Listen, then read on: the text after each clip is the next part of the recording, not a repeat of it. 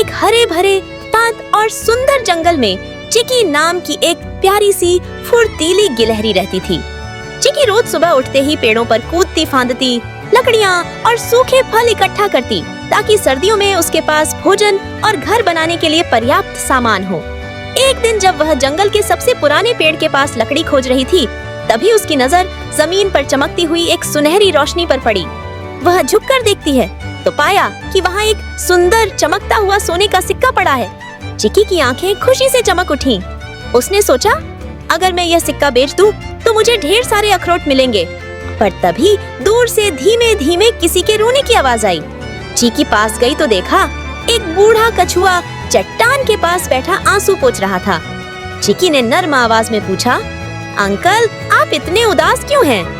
कछुए ने दुखी होकर कहा, बेटा मेरा एक सोने का सिक्का खो गया है, उसी से मुझे दवा खरीदनी थी, अब मैं क्या करूं? यह सुनकर चिकी चुप हो गई। उसके मन में दो आवाजें उठीं।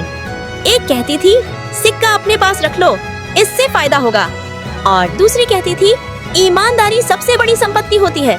थोड़ा सोचने के बाद उसका दिल सही रास्ते की ओर झुक गया। उसने मुस्कुराते हुए वह चुरचुरा चमकता सिक्का बूढ़े कछुए के हाथ में रख दिया और कहा, अंकल मुझे यह मिला था, यह आपका है। कछुए की आंखें कृतज्ञता से भर आईं।